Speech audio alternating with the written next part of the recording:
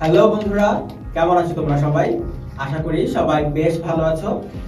আমি FM আবিদ তোমাদের সবাইকে স্বাগত জানাচ্ছি গো জি8 এ।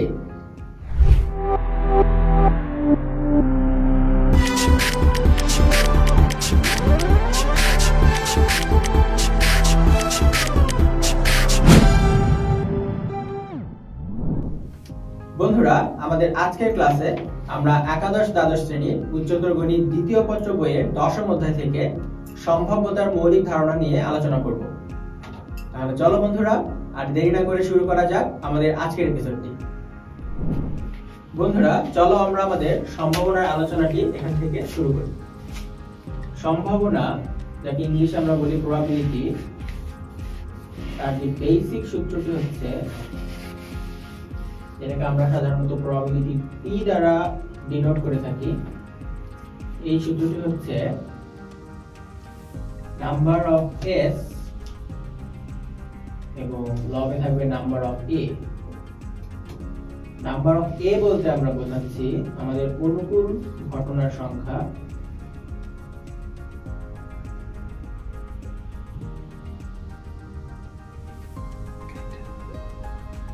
অনুকূল ঘটনার সংখ্যা, ঘটনার সংখ্যা, এবং নাম্বার অফ এস বলতে আমরা বোঝাচ্ছি মোট ঘটনার সংখ্যা।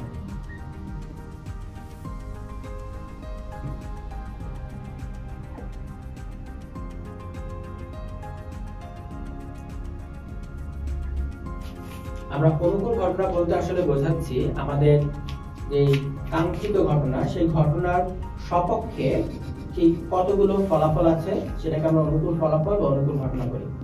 যেমন ধরো, আমরা যদি একটা ছক্কাকে নিক্ষেপ করি, তাহলে আমরা 1 2 3 4 5 6 এই 6টা ফলাফলের যে কোনো একটা ফলাফল আসলে পেতে পারি। তাহলে একটা ছক্কা নিক্ষেপ করলে আমাদের মোট ঘটনা হচ্ছে 6টি, 1 থেকে 6 পর্যন্ত। এবং ধরো আমি তোমাদেরকে প্রশ্ন করলাম একটা ছক্কা নিক্ষেপ করলে জোড় সংখ্যা পাওয়ার সম্ভাবনা কত। তাহলে তোমরা দেখতে পাচ্ছ এখানে 1 থেকে 6 এর ভিতরে জোড় সংখ্যা আছে 3টি, 2 4 এবং 6। তাহলে আমি জানতে চাচ্ছি জোড় সংখ্যা পাওয়ার সম্ভাবনা কত। তাহলে আসলে আমাদের অনুকূল ঘটনা হচ্ছে এই 3টি।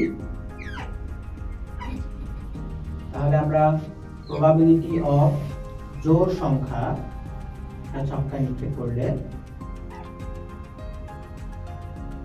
সেটা সমান কি লিখবো, আমরা আমাদের সূত্রকে অ্যাপ্লাই করব। এখানে নিচে আসবে মোট ঘটনা।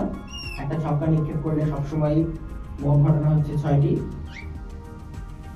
এবং আমাদের অনুকূল ঘটনা কোনটি, আমরা জানতে চাচ্ছি জোড় সংখ্যা পাওয়ার সম্ভাবনা কত।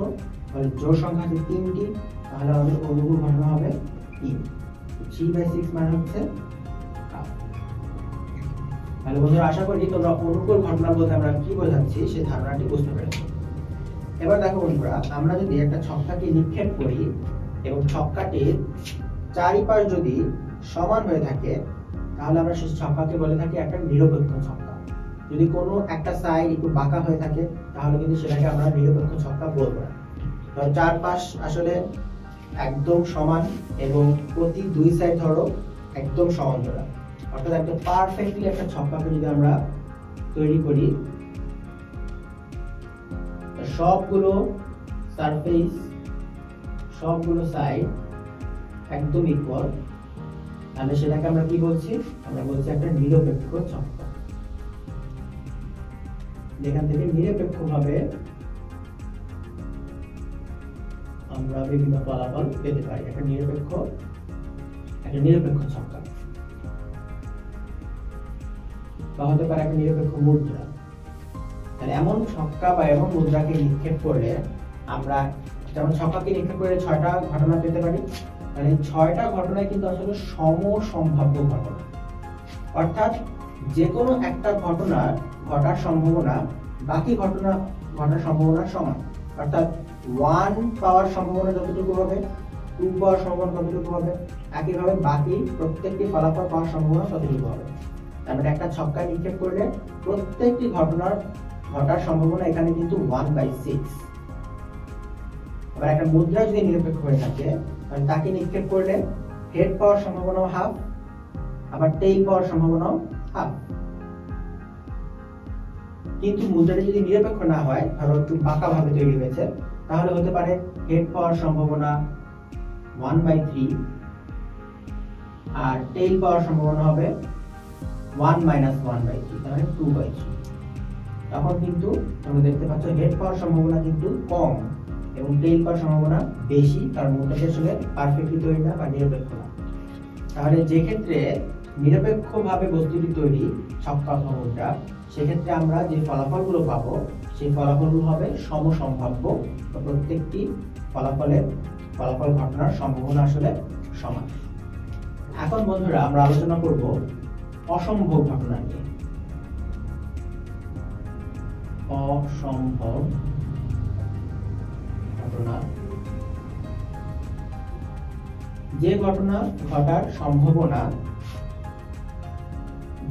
ঘটার সম্ভাবনা কি শূন্য, সেটা হচ্ছে অসম্ভব ঘটনা। যেমন আমরা যদি উদাহরণ দিই, আমরা যদি বলি সূর্য পশ্চিম দিকে ওঠে, তাহলে এটা কিন্তু একটা অসম্ভব ঘটনা, এর সম্ভাবনা কিন্তু শূন্য। আবার যদি আমরা বলি একটা ছক্কা নিক্ষেপ করলে হেড আসার সম্ভাবনা কত, একটা ছক্কায় কিন্তু হেড থাকে না, 1 থেকে 6 পর্যন্ত ডিজিট থাকে, তাহলে একটা ছক্কা নিক্ষেপ করলে হেড আসার সম্ভাবনা কিন্তু শূন্য। একটা ছক্কা নিক্ষেপ করলে 7 আসার সম্ভাবনা কিন্তু শূন্য। তাহলে এগুলো হচ্ছে আমাদের অসম্ভব ঘটনা। আর আমাদের ঠিক তার উল্টো ঘটনাগুলোকে আমরা বলি নিশ্চিত ঘটনা।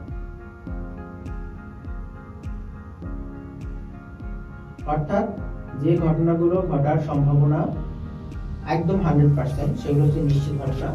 যেমন সূর্য পূর্ব দিকে ওঠে, এটা প্রত্যেকদিন সকালেই দেখা যায়, তার মানে এটা একটা নিশ্চিত ঘটনা। অথবা আমরা এভাবে চিন্তা করতে পারি যে একটা মুদ্রা নিক্ষেপ করলে হেড অথবা টেইল যে কোনো একটা আসবে, তার সম্ভাবনা কত, সেটাও কিন্তু 100% নিশ্চিত ঘটনা। অর্থাৎ মুদ্রা নিক্ষেপ করলে হেড অথবা টেইল এই দুটোর যে কোনো একটা কিন্তু অবশ্যই আসবে। আর নিশ্চিত ঘটনার ক্ষেত্রে আমাদের প্রবাবিলিটির মান হচ্ছে 1, বা এটাকে আমরা পার্সেন্ট হিসাব করলে আমরা বলতে পারি 100%, আর এক্ষেত্রে বলতে পারি 0%।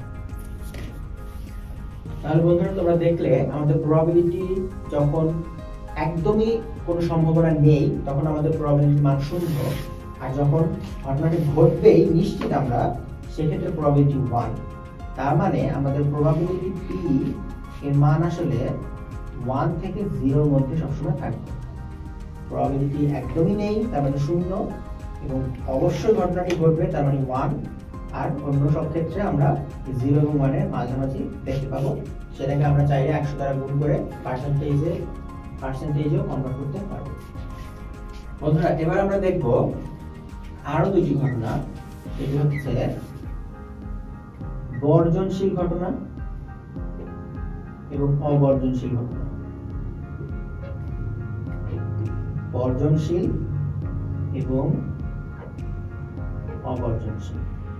বর্জনশীল এবং অবর্জনশীল ঘটনা নিয়ে আমরা পরবর্তী এপিসোডে বিস্তারিত আলোচনা করব। এখানে আমরা জাস্ট বেসিক ধারণাটি দেওয়ার চেষ্টা করছি।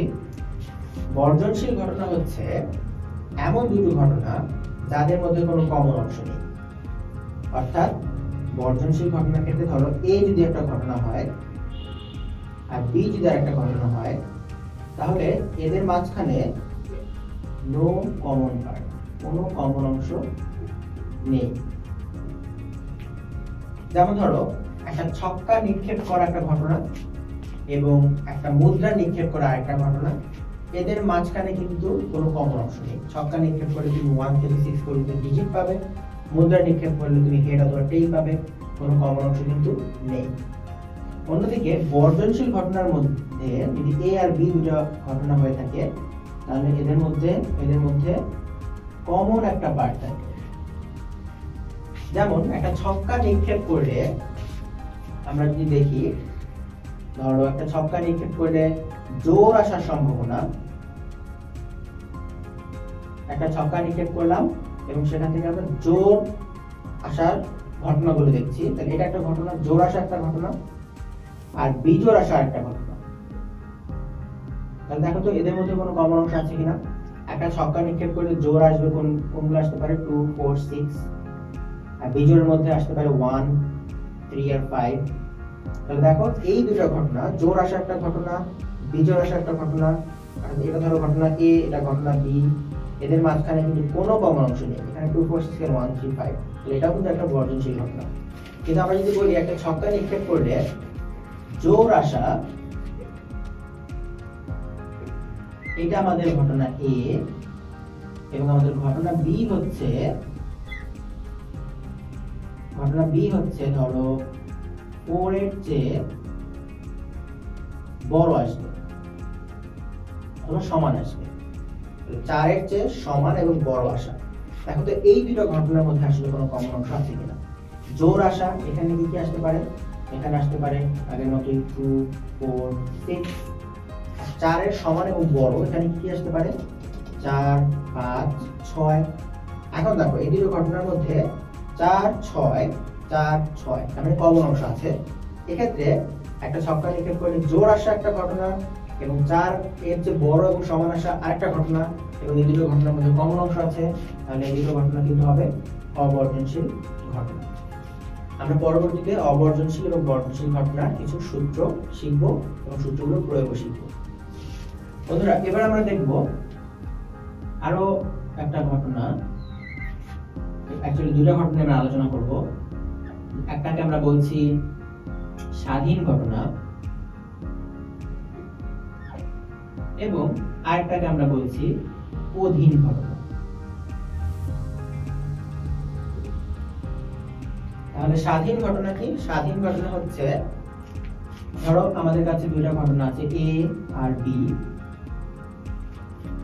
এ ঘটার সম্ভাবনা যদি বি ঘটনা ঘটার উপর নির্ভর একদমই না করে, তাহলে কিন্তু আমরা বলবো ঘটনা দুইটা স্বাধীন। যেমন আমি এখানে তোমাদেরকে ম্যাথ শেখাচ্ছি, এটা যদি হয়ে থাকে ঘটনা এ আর সূর্য পূর্ব দিকে ওঠে, এটা যদি হয়ে থাকে ঘটনা বি, তাহলে এই দুটো ঘটনা কিন্তু আসলে স্বাধীন ঘটনা। সূর্য পূর্ব দিকে না উঠলেও ধরো আমি তোমাদেরকে ম্যাথ শেখাতাম, অথবা আমি তোমাদেরকে ম্যাথ না শেখালেও কিন্তু সূর্য পূর্ব দিকে উঠবে। দুইটা ঘটনা কিন্তু একটা একটাকে ইনফ্লুয়েন্স করছে না, তাহলে আমরা বলতে পারি এটা আসলে স্বাধীন ঘটনা। তাহলে আমরা এখানে বলতে পারি নো ইনফ্লুয়েন্স।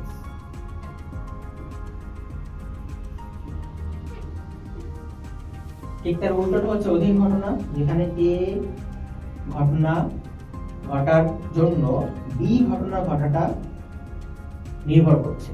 বি ঘটনা ঘটবে কি ঘটবে না তার উপর নির্ভর করে ধরো এই ঘটনাটি ঘটছে। এক্ষেত্রে আমরা বলবো এখানে ইনফ্লুয়েন্স আছে একটা ঘটনার উপর আরেকটা ঘটনার, তাহলে এদেরকে আমরা বলবো অধীন বা পরাধীন ঘটনা। বন্ধুরা, আমরা সর্বশেষ আরেকটা ব্যাপার নিয়ে আলোচনা করব, সেটা হচ্ছে পূরক ঘটনা। আমরা এখানে লিখছি পূরক ঘটনা। ধরো একটা বাক্সে কিছু কালো বল আছে ব্ল্যাক এবং কিছু সাদা বল আছে হোয়াইট। এখন আমি তোমাদেরকে বললাম এই বাক্স থেকে একটা বল আমি যদি নেই, তাহলে সেই বলটি কালো হওয়ার সম্ভাবনা 2/3। তাহলে এখানে অনেকগুলো কালো বল অনেকগুলো সাদা বল আছে, তাহলে বলটি কালো হওয়ার সম্ভাবনা হচ্ছে 2/3। তাহলে এই বলটি কালো হওয়ার সম্ভাবনার পুরো ঘটনা হচ্ছে কালো না হওয়ার সম্ভাবনা, মানে তার উল্টো ঘটনা। বলটি কালো হওয়ার সম্ভাবনা বা বলটি কালো হওয়া, এই ঘটনার পুরো ঘটনা হচ্ছে বলটি কালো না হওয়া। সেটা আমরা কিভাবে বের করব? বলটি কালো হওয়ার সম্ভাবনা যদি হয় 2/3, তাহলে বলটি কালো না হওয়ার সম্ভাবনা মানে পুরো ঘটনার সম্ভাবনা হচ্ছে সর্বোচ্চ মান -2/3, মানে 1 - 2/3। এভাবে আমরা 1 থেকে কোনো একটা ঘটনার সম্ভাবনাকে বিয়োগ করে ওই ঘটনার পুরো ঘটনার সম্ভাবনা পেতে পারি। বন্ধুরা, আশা করি সম্ভাবনার এই বেসিক ধারণাগুলো তোমরা খুব ভালোভাবে বুঝতে পেরেছো। বন্ধুরা, আশা করি আমাদের আজকের এপিসোডটি তোমরা খুব ভালোভাবে বুঝতে পেরেছো। পরবর্তী এপিসোডে নতুন কিছু নিয়ে তোমাদের সামনে হাজির হব। সে পর্যন্ত ভালো থেকো, সুস্থ থেকো এবং অবশ্যই Go G8 এর সাথী থেকো।